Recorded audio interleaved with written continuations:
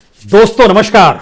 दोस्तों जो यूपी जीतना चाहते हैं, जो यूपी को जीतकर 2024 की अपने अनुसार बिसात बिछाना चाहते हैं, जो ये जानते हैं कि 2022 का महत्व कितना बड़ा हो चला है, इन तमाम परिस्थितियों के बीच क्या वो वाकई जानते हैं उत्तर प्रदेश का सच क्या है?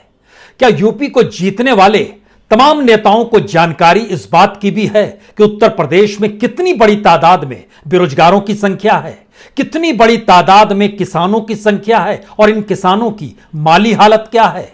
क्या वाकई इन्हें जानकारी है कि कितने lakh school mid day meal जो परोसते थे वो इस दौर में अगर बंद पड़े हैं तो कितनी बड़ी तादाद में बच्चों को भोजन मिल पा रहा है या नहीं मिल पा रहा है? और अगर नहीं मिल पा रहा है तो उनकी स्थिति क्या है?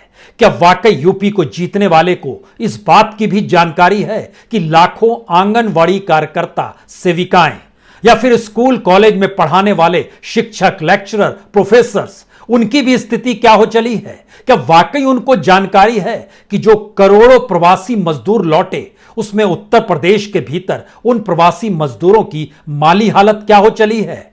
या फिर उत्तर प्रदेश को जीतने वाले सिर्फ एक ही बात जानते हैं, कौन किस जाति का है और उस जाति को अपने साथ लाने के लिए किस नेता को साथ लाकर खड़ा कर देना है, और आने वाले वक्त में उस जाति से जुड़े तमाम लोग उसे वोट देंगे और वह उत्तर प्रदेश जीत जाएगा। वाकई राजनीति का अनूठा सच यह हो सकता है, लेकिन हमें लगता है कि जिन बातों की जानकारी नेताओं को नहीं है और नेताओं को होनी भी नहीं चाहिए, उन बातों की जानकारी आज आप ले लीजिए, क्योंकि लोकतंत्र के इन पन्नों में आप ही का सच है। उत्तर प्रदेश के श्रम मंत्रालय के जरिए एक ऑनलाइन पोर्टल चलता है। इस ऑनलाइन पोर्टल में आप अगर बेरोजगार हैं तो अपना नाम रजिस्टर करा सकते हैं, और आज की तारीख में उसमें 50 लाख से ज्यादा रजिस्टर्ड बेरोजगारों की संख्या हो चली है। यह वह लोग हैं जो कि लैपटॉप तक पहुंच गए, कंप्यूटर तक पहुंच गए, इंटरनेट मिल गया और अपना नाम उन्होंने बेरोजगारों में दर्ज करा लिया। इससे हटकर अगर उत्तर प्रदेश के भीतर में जिन्हें प्राइवेट नौकरी चाहिए और जो लैपटॉप, इंटरनेट तक नहीं पहुंच पाते हैं, अगर उन बेरोजगारों की संख्या को जोड़ दीजिएगा तो तकरीबन 1,30,00,000, जी 1,30,00,000 की संख्या बेरोजगारों की उत्तर प्रदेश के भीतर में हर तरीके से है, जिनके पास डिग्रियां हैं। दूसरी तरफ उत्तर प्रदेश में प्रधानमंत्री किसान सम्मान निधि जब इस समूचे देश में आज बांट रहे थे तो आंकड़े उत्तर प्रदेश के निकाले गए और पता चला तकरीबन 2.5 करोड़ किसान उत्तर प्रदेश के हैं। हर 4 महीने में 2,000 रुपए इनके पास आ जाते हैं, यानी साल भर के 6,000 रुपए। लेकिन अगर इस देश के भीतर में जब इनकी महीने की कमाई का औसत इस 6,000 से हटकर निकाला गया तो पता चला कि इनकी कमाई हर महीने 5,000 रुपए भी नहीं है, यानी साल भर में 60,000 रुपए से ज्यादा इनकी कमाई हो नहीं पाती है। यह बहुसंख्यक किसानों का जिक्र हम आपसे कर रहे हैं जो 2.5 करोड़ किसान उत्तर प्रदेश में रहते हैं। यानी यह कल्पना के परे है कि उत्तर प्रदेश में इतनी बड़ी किसानों की तादाद की अपनी आय इस देश की राष्ट्रीय औसत आय से भी आधे के करीब है। उसके बाद इस देश के भीतर में जैसे ही मिड डे मील का जिक्र होगा तो 1,63,890 स्कूल जो मिड डे मील देते हैं वो बंद पड़े हैं। उसमें जो बच्चे भोजन करने आते हैं उनकी तादाद 1,70,00,000 है, लेकिन आज की तारीख में एक भी बच्चे को मिड डे मील दे पाने की स्थिति में सरकार नहीं है। कोविड भी है और परिस्थितियां भी हैं। इन दोनों के बीच वो बच्चे क्या कर रहे हैं? क्या वो मजदूरी के लिए निकले हैं? अगर वो दूरस्थ इलाकों में, ग्रामीण इलाकों में रहते हैं तो जिंदगी यूं ही बिता रहे हैं। जो शहर से सटे हुए हैं क्या वाकई मजदूरी के लिए निकल पड़े हैं? ऐसी परिस्थितियों में इनकी माली हालत 2 जून की रोटी मिल पाना या उसको कमा पाना एक असंभव सा काम है। लेकिन वह किस जाति से आते हैं यह सवाल अभी मत कीजिएगा। ना उनके बारे में सवाल कीजिए, ना किसानों के बारे में सवाल कीजिए, ना बेरोजगारों की फहरिस्त जो हमने आपको 1,30,00,000 बताई उसमें अभी जातियों का जिक्र कीजिए। आप तो यह देखिए कि आंगनबाड़ी कार्यकर्ता, उसमें से जो 53,000 नौकरियां हम देंगे अलग अलग जिलों में, इसका भी जो ऐलान किया गया, अभी यहां पर रिक्त पद 53,000 से ज्यादा हैं। वहां पर रिक्तियां ही हैं, लोग फॉर्म भर रहे हैं, लेकिन यहां काम करने वाले जो लाखों आंगनवाड़ी कार्यकर्ताएं हैं, उनके घर की माली हालत क्या वाकई औसतन जो इनकी आय है सबको मिला दीजिएगा तो औसतन 5,000 भी नहीं बैठती है। ये लगभग 3,500 से 4,000 के बीच में आकर बैठती है, क्योंकि जो मिनी आंगनवाड़ी है उसको सबसे ज्यादा पैसे मिलते हैं, ये 3 से 6,000 है, सेविका को 4 से 8,000, सहायिका को 2 से 4,000, जो सुपरवाइजर होता है उसको जरूर 20,000 मिलते हैं, लेकिन जो लाखों कार्यकर्ताओं का हम जिक्र कर रहे हैं 3,500 औसतन, 3,500 औसतन में उसको अपना परिवार चलाना है। आप कहेंगे उसका पति काम करता होगा, वो किसान का काम करे या इस देश के भीतर में कहीं मजदूरी करे। प्रवासी मजदूर जो तकरीबन 1,75,00,000 लौटकर उत्तर प्रदेश में आए हैं, उनके पास कोई काम नहीं है। क्या इन सारी बातों की कोई जानकारी किसी नेता के जरिए विधानसभा या पार्लियामेंट में रखी जा सकती है? और अगर रखी जा सकती है तो इनका असर क्या होगा? इनका क्या वाकई कोई असर होगा? यह सवाल इसलिए क्योंकि यह हर कोई जानता है उत्तर प्रदेश के भीतर में सियासत साधनी है तो आपको जाति समीकरण समझने होंगे। अब आप थोड़ा सा ब्रेक लीजिए इस देश के सच को लेकर, उत्तर प्रदेश की हकीकत को लेकर, जातियों पर आ जाइए। उत्तर प्रदेश में जो ओबीसी है, ओबीसी का जिक्र इसलिए क्योंकि इस देश के भीतर में आज ही लोकसभा में ओबीसी बिल रखा गया, और उस ओबीसी बिल को रखने का मतलब यह है कल को वो राज्यसभा में रखा जाएगा, उसके बाद फिर राष्ट्रपति उस पर हस्ताक्षर कर देंगे। ओबीसी के दायरे में जो भी जातियां आती हैं, कल तक उसको निर्धारित सुप्रीम कोर्ट के निर्देशानुसार सेंटर करता था। जब यह बिल कानून के रूप में बन जाएगा तो राज्य अपनी मर्जी से जिस भी जाति को चाहेंगे ओबीसी के दायरे में ला सकते हैं। आपका सवाल होगा ओबीसी के दायरे में किसी जाति के आने का मतलब क्या होता है? मतलब यही होता है कि उसको आरक्षण मिल जाता है, और उसके बाद जिस आरक्षण के तहत उसको जो सुविधाएं मिलती हैं वह 100% के बीच में नहीं होता है, उसको 27% आरक्षण उसके दायरे में आ जाता है, यानी उसको कुछ सुविधाएं मिल जाती है। आपका अगला सवाल होगा लेकिन नौकरी तो है नहीं, तो आरक्षण कहां मिल जाता है? यह सवाल जायज है। इस देश के भीतर में नौकरी नहीं है, रोटी नहीं है, रोजगार नहीं है, आरक्षण किसके काम आएगा? जो ओबीसी के दायरे में लाने के लिए आज पार्लियामेंट में बिल लाया गया, इसके ठीक समानांतर उत्तर प्रदेश की सियासत को साधने के लिए उत्तर प्रदेश की राजनीति ही चल पड़ी है। इस देश के प्रधानमंत्री भी किस जाति से आते हैं और वह ओबीसी हैं, इसकी जानकारी भी इस देश को हो चली है कि प्रधानमंत्री मोदी ओबीसी हैं। ओबीसी पहले वो जाति जिस जाति से आते हैं वो गुजरात में नहीं थी, लेकिन खुद के मुख्यमंत्री रहने के दौरान उन्होंने अपनी जाति को ओबीसी में डाल दिया। इस बात का जिक्र हार्दिक पटेल जब पटेलों का आंदोलन कर रहे थे और कह रहे थे कि इन्हें भी आरक्षण मिलना चाहिए, इन्हें भी ओबीसी की कैटेगरी में ले आइए, तो अब इस बिल को कानून बनने के बाद पटेल भी आ जाएंगे, महाराष्ट्र में मराठा भी आ जाएंगे, कर्नाटक में लिंगायत भी आ जाएंगे, यानी जहां जहां जो जो आंदोलन चल रहे थे वो सभी आ जाएंगे। राज्य की राजनीति जो है जातियों के आधार पर अगर चलेगी तो उन जातियों को वह अपने मुंह पाश में बांधेगी और कहेगी कि हम आपको यह दाना दे रहे हैं, अब आप हमारे साथ खड़े हो जाइए। तो चंद उसमें से निकलेंगे और साथ आकर खड़े हो जाएंगे। लेकिन इसके साथ ही हमने आपके साथ 2 सवाल किए थे। इस देश में जब रोजगार है नहीं, आय लगातार कम होती चली जा रही है, तो यहां पर एक सवाल आपके जहन में जरूर होना चाहिए। जो उत्तर प्रदेश ओबीसी की राजनीति के मातहत लगातार 360 डिग्री में घूम रहा है, क्योंकि ओबीसी के दायरे में यादव भी आते हैं जो कि 9% हैं। ओबीसी के दायरे में जो लोअर ओबीसी है वो 20% है। इसमें हर तरह की जातियां आती है, चाहे वो मदारी हो, चाहे वो नाई हो, चाहे वो लोनिया हो, नोनिया हो, लूनिया हो, नलबैंड हो, कलवार हो, माण हो, आतिशबाज हो, लोध हो, मोमिन हो, जुलाहा हो, बागवान हो, दर्जी हो, गडेरिया हो, ये सभी उस कैटेगरी में आते हैं। लेकिन एक नॉन यादव भी 12% है, जो कि एक लिहाज से जाट होता है, कुर्मी होता है, कोयरी होता है, सैनी होता है, ये सारे भी उस दायरे में आते हैं। यानी ओबीसी के भीतर भी एक कैटेगरी है। और ओबीसी का जिक्र जैसे ही हम आपसे करते हैं हमारे दिमाग में संविधान आ जाता है। संविधान में बहुत साफ तौर पर दर्ज है ओबीसी यह सामाजिक और शैक्षिक रूप से पिछड़े वर्ग की श्रेणी है।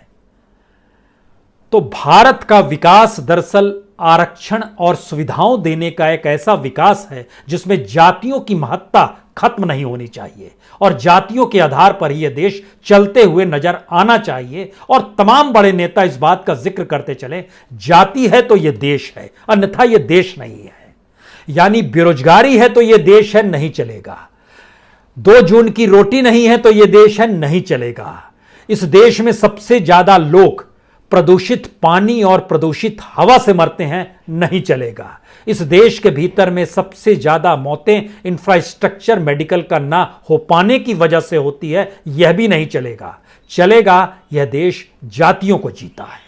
तो जातियों को जीने के दौरान आपके सामने एक दूसरा सवाल आएगा कि जो शेड्यूल कास्ट है, जिसमें जाटव प्रधान है जो 13% है, और उसके अलावे जो शेड्यूल कास्ट है उसकी संख्या तकरीबन 8% है, यानी यह 21% हो गया। और वहां पर लगभग 41% ओबीसी है यूपी के भीतर में।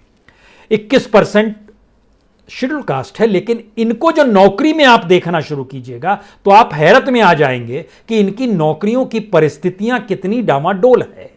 और हम बहुत दूर नहीं जाएंगे, हमें लगता है कि खास तौर से 3 काल का जिक्र 2007 में जब मायावती चुन के आई, 2012 में जब अखिलेश यादव चुन के आए, और 2017 में जब चुन के नहीं आए बल्कि बनाया गया मुख्यमंत्री के तौर पर योगी जी को।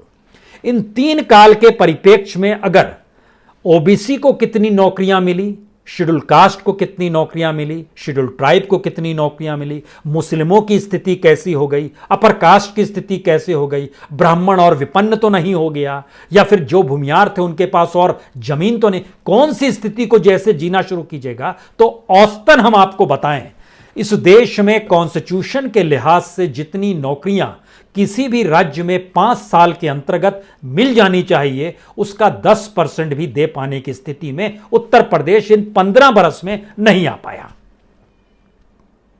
जो बेरोजगारों की तादाद है उसमें जातियां तो नहीं देखी जाएं, जो रजिस्टर्ड बेरोजगार हैं, हालांकि सबके नाम का जिक्र होगा, लेकिन जब उसकी फेरिस्त को निकाला गया तो 2 बातें निकल कर आती हैं। 20 से 29 साल तक की उम्र ऐसी होती है जिसमें आपको रोजगार चाहिए, और रोजगार ना मिल पाने की परिस्थितियां जो हैं 20 से 24 बरस तक के बच्चों के साथ 43% तक चली गई। 25 से 29 तक में लगभग 21% तक चली गई। बेरोजगारी की स्थिति है ये। जिनके पास डिग्री है हम सिर्फ उनका जिक्र भी कर रहे हैं। उसी के आधार पर उन्हें आरक्षण भी मिलना है, सुविधाएं भी मिलनी है, लेकिन रोजगार है नहीं। लेकिन पार्लियामेंट तक में तमाम मुद्दों को दरकिनार करके तमाम पॉलिटिकल पार्टी एक साथ आकर खड़ी हुई, नहीं ओबीसी बिल तो पास होना चाहिए, चलिए हो गया। अब उन जातियों को कहा जाएगा, अगर हम सत्ता में आ गए, जो जातियां चाहती हैं कि उन्हें आरक्षण मिले, उनसे ये सौदे भी हो गए कि आपको हम ले आएंगे, लेकिन आप हमें वोट दीजिए, या आपका नेता कौन है बताइए, उसको हम अपने साथ खड़ेंगे। तो जो आर्थिक परिस्थितियों का दायरा है उत्तर प्रदेश के भीतर में, उसका अनूठा सच इस देश में मंडल की राजनीति से जो शुरू हुआ और उस राजनीति के खिलाफ खड़ी हुई कमंडल की राजनीति 2021 में दोनों आकर मिल गई, और इन दोनों की मिलने की परिस्थितियों ने एक नई परिस्थिति इस देश में खींच दी कि आप बेरोजगारी पर बात मत करें, आप भुखमरी पे बात मत करें, आप उन तमाम कानून पर भी बात मत करें जो कानून संविधान द्वारा बनाए गए हैं और कानून का राज होना चाहिए, उस पर भी बात मत कीजिए। आप बात कीजिए कास्ट पर, जाति पर, और उसके आधार पर चीजों को डेवलप करना सीखिए। यानी हमारे पास जातियों के नेता हैं, कोई ऐसा सर्वमान्य नेता नहीं है जो सारी जातियां जिसे कहे हां आप स्टेट्समैन की भूमिका में आ सकते हैं। ऐसा नेता हमारे पास नहीं है, क्योंकि पहली बार इस देश ने जाना, इस देश के प्रधानमंत्री ओबीसी है, और डुगडुगी बजाकर बीजेपी के अध्यक्ष ने इसका ऐलान किया कि देखिए हमें ओबीसी प्राइम मिनिस्टर मिल गया है। इसलिए मिल गया है क्योंकि ओबीसी के दायरे जितनी जातियां आती हैं और जितने लोग आते हैं, वह इस राजनीति की जरूरत है। अगर आपको सत्ता चाहिए तो आप उसे रूठा नहीं सकते हैं, आप ऐसा नहीं कर सकते हैं कि वह जाति आपसे दुखी हो जाए, वो कहेगी हमें जो सुविधा मिल रही है वह तो मिलने दीजिए। यहीं से वो राजनीति की पहली लकीर शुरू होती है। इस देश के भीतर में संघर्ष करने का मादा खत्म होता है। यानी जब हम आपको आंकड़े बता रहे हैं और इस बात की जानकारी देना चाह रहे हैं कि इस देश के भीतर में अगर उत्तर प्रदेश में 1.25 करोड़ बेरोजगार एकजुट हो जाएं तो क्या होगा। इस देश के भीतर में जो किसानों की संख्या 2.5 करोड़ की है, हमने सिर्फ किसान सम्मान निधि के दायरे में आने वाले किसानों का ही जिक्र किया। अगर ये 2.5 करोड़ किसान एकजुट हो जाए तो क्या होगा? जिन मिड डे मील के आश्रय बच्चों का भोजन चलता है और उनकी संख्या 1 करोड़ 70 लाख है, उनके जुड़े हुए जो परिवार हैं, अगर उन परिवार में मां बाप को भी जोड़िएगा तो भी वो कम से कम 50 लाख 70 लाख तो होंगे। अगर वह भी एकजुट हो जाए तो क्या होगा? आंगनबाड़ी, जिसमें हम लाखों का जिक्र कर रहे हैं, इस देश के लेक्चर प्रोफेसर, शिक्षक, जिनकी स्थिति इस दौर में नाजुक होती चली जा रही है, अगर उनका भी जिक्र करें, वह भी एकजुट हो जाएं तो क्या होगा? यकीन जानिए, Samajwadi party, Bahujan Samaj party, BJP, Congress या इसके अलावा जो भी पार्टियों का नाम लेना है आप ले लीजिए, किसी पार्टी के पास इतना बड़ा ऑर्गेनाइजेशन नहीं है जितने बड़ी तादाद में लोग बेरोजगार हैं। यहां पर एक जिक्र हमको लगता है आरएसएस का आप करना चाहिए। आरएसएस कई मायने में महत्वपूर्ण है क्योंकि उसकी एक प्रयोग भूमि उत्तर प्रदेश राम मंदिर के अयोध्या के नाम पर रही और बाबरी मस्जिद को लेकर जो कार सेवा और उस दौर को याद कीजिएगा, जो कमंडल की पूरी राजनीति थी, उस राजनीति के उफान को अगर समझने की कोशिश कीजिएगा तो 2-3 बातें आपके जहन में तुरंत आएंगी। क्या वाकई उत्तर प्रदेश की राजनीति को साधने के लिए कमंडल की राजनीति की अब जरूरत नहीं है? उसके लिए मंडल की राजनीति चाहिए, यकीनन चाहिए। और आरएसएस जिले स्तर पर, पंचायत स्तर पर जो अपने स्वयंसेवकों के जरिए काम कर रहा है और काम करने की दिशा में इलेक्शन को लेकर बढ़ गया है, उसमें उसके जहन में 2 ही बड़े सवाल हैं। अंदरूनी तौर पर उसके भीतर का सबसे बड़ा सवाल है कि जब 100 बरस आरएसएस के पूरे 2025 में होंगे तो उसका जश्न तो 2024 से ही शुरू हो जाएगा। उस जश्न में शरीक करने के लिए कमोवेश सभी को एक साथ आरएसएस के साथ लाकर खड़ा करना होगा। जैसे ही 100 बरस का जिक्र होता है तो आपको हेडगेवार याद आएंगे। हेडगेवार हिंदुत्व का जिक्र कर रहे थे, जातियों का जिक्र नहीं कर रहे थे।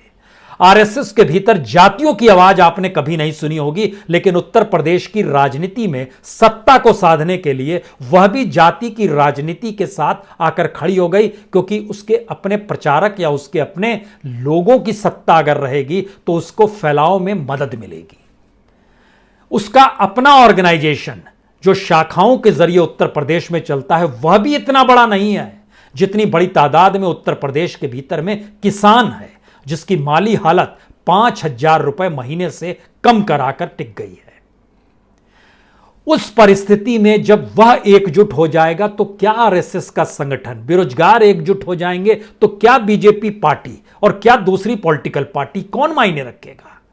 लेकिन सवाल यह है कि जब आप रोजगार के लिए अर्जी लगाते हैं तो उसमें अपनी जाति का जिक्र करते हैं और उसी जाति के हिसाब से आपको आरक्षण भी चाहिए, सुविधाएं भी चाहिए, और जो जनरल कैटेगरी होता है उसको हो सकता है गुस्सा आता हो।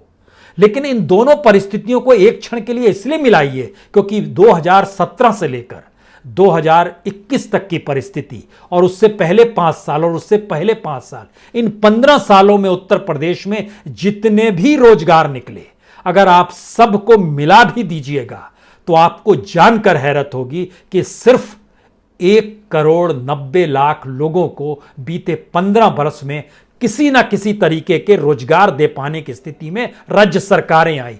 1 करोड़ 90 लाख 15 साल में। अब आप औसत निकालिए खुद और समझने की कोशिश कीजिए कितनी नौकरियां दे पाने की स्थिति में ये राजनीतिक सत्ताएं थी और कितनी नौकरियां इन्होंने दी। दूसरा सवाल था, जिनको नौकरियां मिल भी गई वो किस जाति से आते थे? क्या वो सत्ता की निकट की जाति थी, यानी सत्ता अनुकूल जाति थी? यकीनन थी।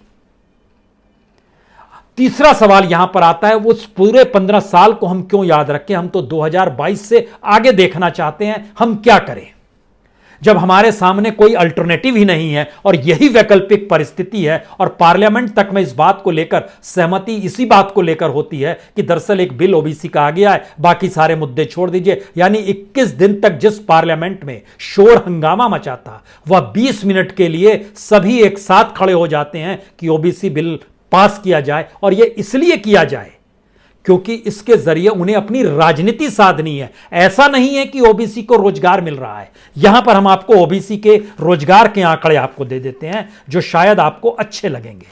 क्योंकि SC ST का आंकड़ा आपको पता चल जाएगा। और यहां पर अगला सवाल आपके जहन में तुरंत आएगा, अगर ऐसी स्थिति है तो इस देश के भीतर में लोकसभा के चुनाव और विधानसभा के चुनाव में भी OBC को आरक्षण क्यों ना दे दिया जाए।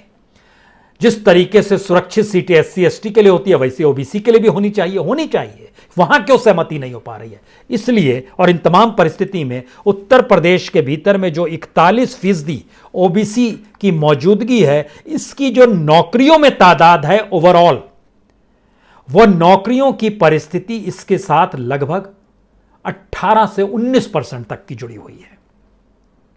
हम सरकारी नौकरियों का जिक्र कर रहे हैं, इसको जहन में रखिएगा। 18%। दूसरा सवाल यह है, तो इसका मतलब है कि 27% रोजगार नहीं मिला है क्या? और इसका मतलब है कि SC ST को भी नहीं मिला। हम इस परिप्रेक्ष्य में आपके सामने रख रहे हैं कि दरअसल ओवरऑल उत्तर प्रदेश के भीतर में जितने डिपार्टमेंट्स हैं, उस डिपार्टमेंट्स द्वारा जो अधिकृत नौकरियां हैं, यानी उस जगह पर नियुक्ति होनी चाहिए, लेकिन उन जगहों पर भी जो नियुक्तियां नहीं हुई है, वह लगभग 32% पद खाली पड़े हैं उत्तर प्रदेश के भीतर। वहां पर नियुक्तियां क्यों नहीं होती हैं? इस पूरे गवर्नेंस के मॉडल को जब समझना आप शुरू करेंगे तो आपको घिन आएगी उन राजनेताओं से और नेताओं से जो सिर्फ और सिर्फ सियासत जाति के आधार पर करना चाहते हैं और इस बात को नहीं समझ पाते हैं कि इस देश का विकास या लोगों को आगे बढ़ने की परिस्थिति में जो एक मॉडल चाहिए, इकोनॉमिक मॉडल, वह वो क्यों नहीं दे पाते हैं।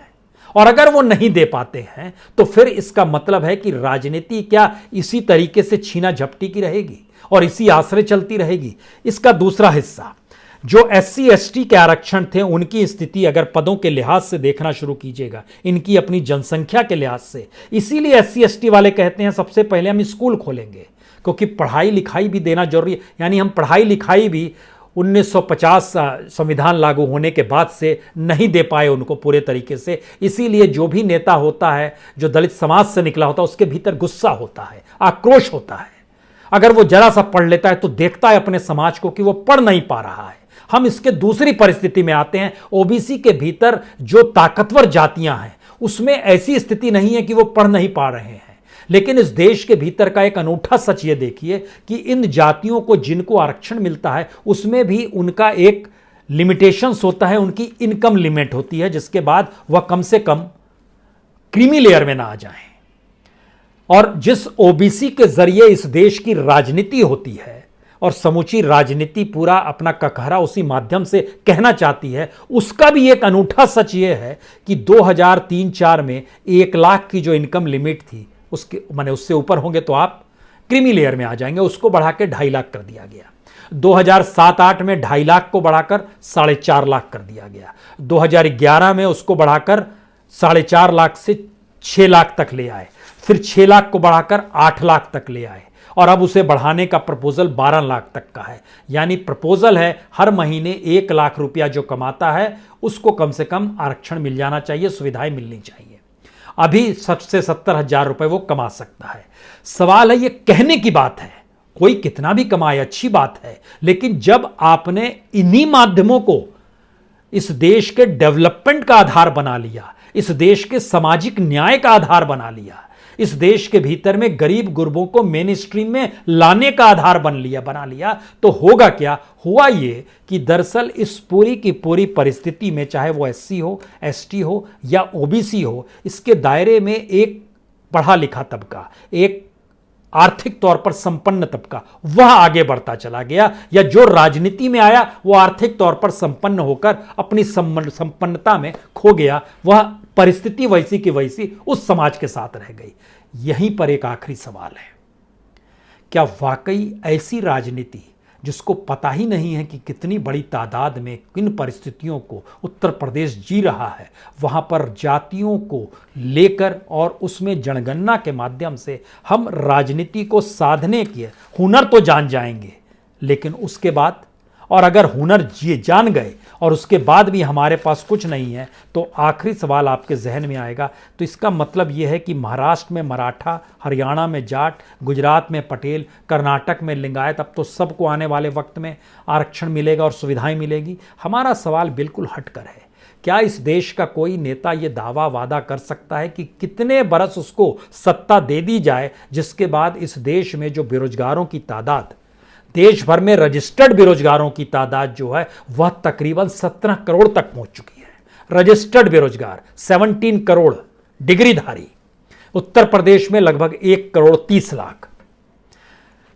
यह संख्या खत्म हो जाएगी, कोई कहने को तैयार है? कोई यह भी कहने को तैयार है कि इस देश की जो राष्ट्रीय औसत है, एक साल में 1 लाख रुपए की कमाई की, उस औसत में इस देश का किसान आ जाएगा?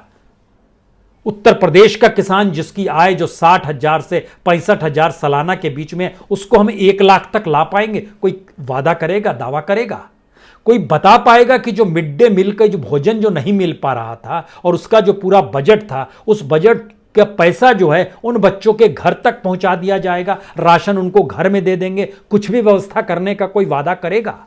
जो आंगनबाड़ी की कार्यकर्ताएं हैं जिनकी औसत आय 3,500 रुपए महीने की है, क्या उसके लिए अब वादा भी कर सकते हैं कि हम उसको चलिए 5,000 तक ले आएंगे? या फिर हम उसके भीतर भी झांक कर उन गलियों में जाएंगे जहां पर जाति मायने रखती है? यह वो परिस्थिति है जिसमें हो सकता है आपके सामने सवाल हो कि वाकई इस देश में जाति से बड़ी तो कोई चीज होती नहीं है, भारत की पहचान ही तो जाति की है।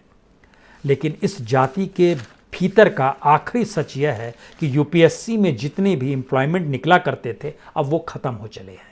यहां तक कि आईएएस और आईपीएस की परीक्षा जो आप देते थे उसमें भी अब नंबर ऑफ वैकेंसीज कम हो गई है। सरकार ने नई व्यवस्था कर ली अपने तरीके से, डायरेक्ट रिक्रूटमेंट की। वो कहती है हम प्रोफेशनल्स को लेकर आ रहे हैं और हम आप कुछ कह नहीं पाते हैं। इस देश के भीतर में जितने भी इंस्टीट्यूशन जो सेंट्रल गवर्नमेंट के मातहत हैं और जो स्टेट गवर्नमेंट के मातहत हैं, ओवरऑल सबको मिला दीजिएगा तो अभी भी लगभग 30 से 35% सीट रिक्त पड़ी हुई है। भरेगा कौन? जिनको आरक्षण जिस संख्या में मिलता है उस संख्या तक पहुंच पाने के लिए इस देश के भीतर में और सिर्फ उत्तर प्रदेश में आपको जो नियुक्तियां करनी है उसकी संख्या एक क्षण के लिए मानकर चलिए हर साल तकरीबन आपको 80 लाख लोगों को रोजगार देना है। सरकारी नौकरियों के मातहत जिसके लिए आपने आरक्षण की व्यवस्था की है, क्या आप दे पाएंगे? जो इस देश के भीतर में प्राइवेट सेक्टर है वहां की जो परिस्थिति है, हमारी आर्थिक स्थिति डामाडोल हुई तो कल तक वहां मान लीजिए 100 नौकरियां मिल भी रही थी तो वह घटकर आज की तारीख में 20 पर आ गई है। नेता वही है जिसने जाति को समझा, नेता वही है जिसे हुनर आता है चुनाव जीतने का, नेता वही है जिसके पास खूब पैसा है, नेता वही है जिसके पास तमाम इंस्टीट्यूशंस हैं, नेता वही है जो सामाजिक और सांस्कृतिक संगठन के नाम पर इस देश में आरएसएस भी चलाते हैं और संगठन के जरिए समाज के शुद्धिकरण का भी जिक्र कर बैठते हैं। सब कोई वही है। नहीं है परिस्थिति तो इस देश के भीतर की सामाजिक आर्थिक स्थितियों को सुधारने की जो सही मायने में डेवलपमेंट होता है। इस देश में विकास सिर्फ गरीबी का हुआ है, बेरोजगारी का हुआ है, मुफलिसी का हुआ है। उत्तर प्रदेश क्या इससे बच पाएगा? यह एक सवाल है। बहुत बहुत शुक्रिया, बहुत बहुत शुक्रिया।